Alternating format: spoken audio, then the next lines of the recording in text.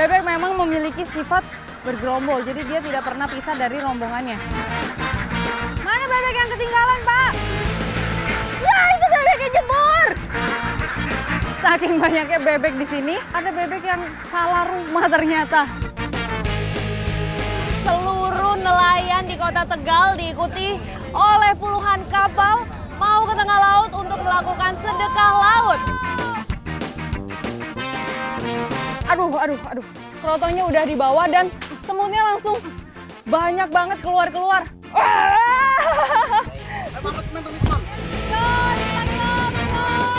Petualangan saya kurang lengkap rasanya kalau belum melakukan aktivitas ekstrim.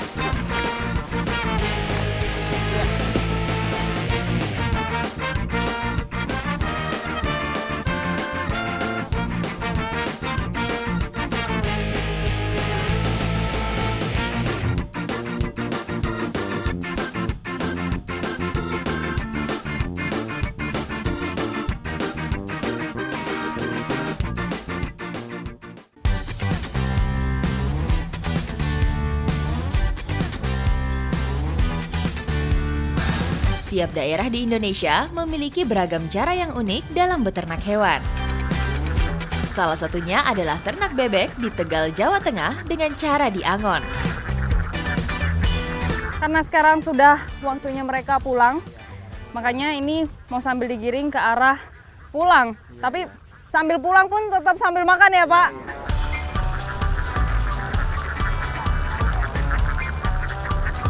Bebek memang memiliki sifat bergerombol, jadi dia tidak pernah pisah dari rombongannya. Ketika ada rombongan yang lain pun, dia tidak akan pisah. Bebek Tegal merupakan jenis bebek petelur yang juga banyak tersebar di sepanjang jalur Pantura Jawa. Biasanya bebek diangon ke sawah yang telah selesai dipanen. Tujuannya supaya memakan sisa-sisa gabah dan keong sawah yang merupakan siput pengganggu bagi petani padi. Sehingga cara beternak bebek seperti ini bisa menguntungkan petani. Ya kabur, Pak! Tegal ini memang menjadi salah satu penghasil telur bebek terbanyak. Makanya nggak heran nggak cuma ada satu kelompok angon bebek aja, tapi ada yang lain tadi yang lagi diangon bebek-bebeknya. Ini punya Pak Udin, sekitar ada 300-an.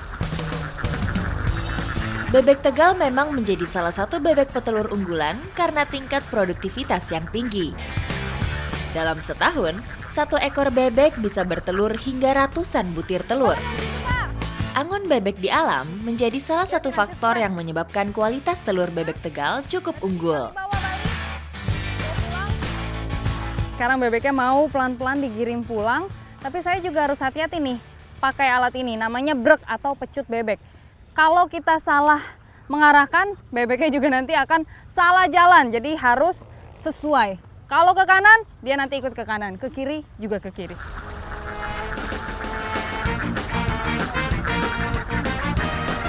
Susah-susah gampang menggiring dan mengarahkan kawanan bebek yang jumlahnya ratusan. Harus sabar dan teliti agar bebek bisa tergiring semua dan tidak berpencar. Ini sekarang bebeknya sudah mulai berbaris ke arah kandangnya masing-masing. Saking banyaknya bebek di sini, ada bebek yang salah rumah ternyata. Waduh, Pak Udin, terus cara bedainnya gimana ini kalau udah salah rumah? Nah, inilah yang harus dihindari ketika angon bebek. Antara pengangon harus menjaga jarak agar bebek tidak tercampur. Pak, dapat telurnya satu lagi. Biasanya aktivitas mengambil telur itu pada pagi hari. Tapi saat pulang suka masih ada sisa-sisanya gitu ya, Pak. Ini nemu satu. Cari lagi, Pak. Gimana ya kira-kira?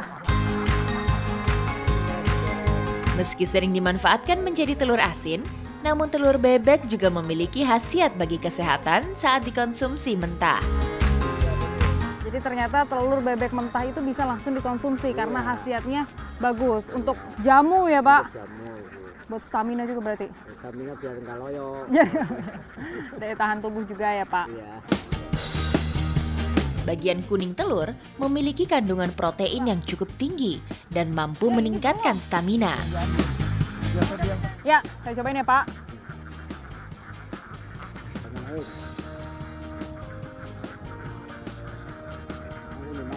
Jadi ini memang tidak terlalu amis ya Pak ya. Tapi karena kayak rasanya tuh banyak gitu loh Pak. Mau nelen tuh glek gitu. Nggak terbiasa, nelennya tuh harus langsung sekaligus. Kalau nelennya sekaligus mungkin nggak akan terlalu enek ya Pak. Berarti abis ini cobain masak bebeknya. Karena selain telur yang bernutrisi, bebeknya juga. Ikuti jejak saya, jejak petualang.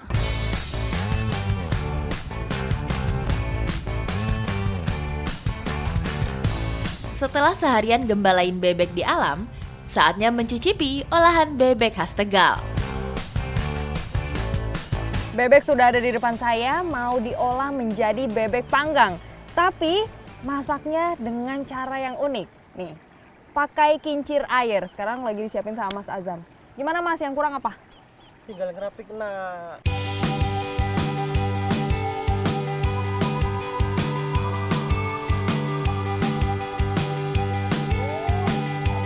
Untuk memanggang bebek kali ini hanya menggunakan bumbu sederhana. Tidak cuma bahan masakan saja yang perlu dipersiapkan, peralatan kincir air untuk memanggang pun perlu disiapkan. Selanjutnya, tusuk bebek menggunakan bambu, kemudian diikat. Bumbu yang sudah diulek lalu dibalurkan ke bebeknya. Supaya semakin lezat, oles juga dengan madu. Teknik memanggang seperti ini harus memperhatikan keseimbangan dan kecepatan putaran kincir, agar bebek yang dipanggang bisa matang merata. Jadi cara kerja kincir air yang saya buat ini, dibiarkan berputar di aliran arus air. Dan di ujung sana, bebeknya akan berputar dengan sendirinya.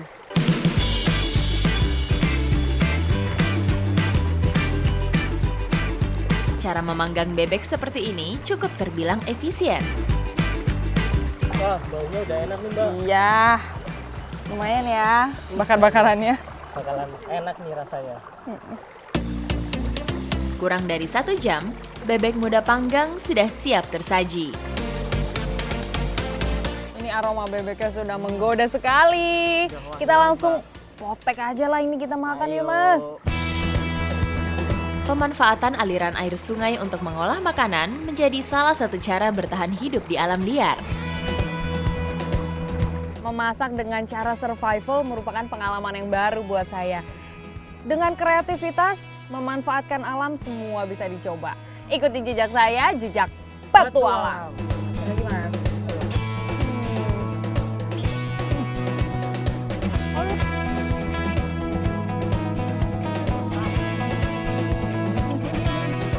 Sampai ke dalam.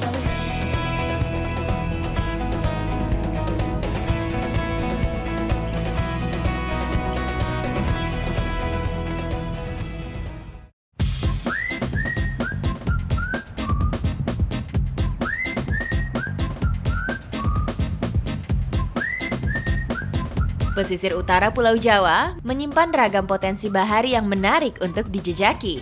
Di pelelangan ikan Tegal Sari, kapal-kapal nelayan berjejer dengan gagahnya.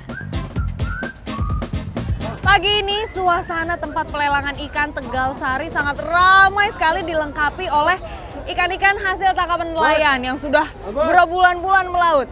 Ikuti jejak saya, jejak petualang. Nelayan pesisir Tegal terkenal akan ketangguhannya. Mereka biasa melaut hingga wilayah perairan Laut Kalimantan dan Sulawesi. Jadi tidak heran jika hasil ikan sebagian besar sudah dibekukan terlebih dahulu. Wah, berat banget Pak. Ini satu plastiknya berapa ini? 20 kilo. Ikan-ikan sebanyak ini katanya mau diangkut dibawa ke gudang yang ada di Bogor.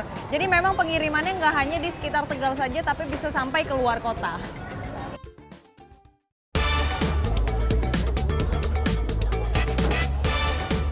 Terkenal sebagai kota bahari, Tegal juga memiliki tradisi sedekah laut yang selalu digelar setiap tahunnya. Tradisi sedekah laut merupakan wujud ucapan syukur atas hasil tangkapan yang melimpah. Sebelum pelaksanaan sedekah laut, beberapa acara sudah dilakukan. setiap kali ada sedekah laut pasti ada juga yang namanya ancak, seperti yang di belakang saya ini. Nah itu isinya ada kepala kerbau yang jumlahnya ganjil. 7 ya Pak? Ya. Harus ada 7 jumlah kepala kerbau. Ini baru ada 1, 2, berarti nanti ada lagi? Ada 3 lagi ya? Jumlah kepala kerbau yang digunakan berjumlah 7 karena sudah menjadi kepercayaan secara turun-temurun. Ada juga anca yang berisi aneka jenis hasil bumi. Jadi ternyata tidak hanya di bagian luarnya aja, tapi bagian dalamnya itu harus penuh terisi oleh sesaji.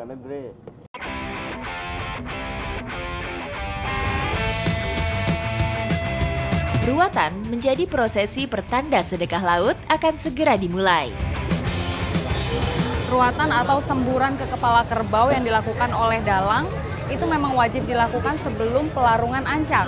Konon katanya dipercaya bisa memberikan keberkahan kepada masyarakat. Tidak hanya kepala kerbau yang dilakukan ruatan oleh dalang, air pun diruat untuk selanjutnya dibagikan kepada warga yang hadir. Warga mulai memperebutkan air yang sudah diruat karena dipercaya memiliki keberkahan dari Sang Pencipta. Semua kapal sudah bersiap untuk membawa anca ke tengah laut. Tak hanya kapal, warga juga sudah berkumpul untuk ikut naik ke atas kapal. Tak mau ketinggalan untuk mengikuti acara sedekah laut ini. Setiap kapal membawa 1 anca untuk dilarung ke laut. Sehingga 7 anca tadi sudah disebar ke beberapa kapal. Hari ini seluruh nelayan di Kota Tegal diikuti oleh puluhan kapal mau ke tengah laut untuk melakukan sedekah laut. Nah ini di samping saya sudah ada ancak yang siap untuk dilarungkan. Ikuti jejak saya, jejak Petualang.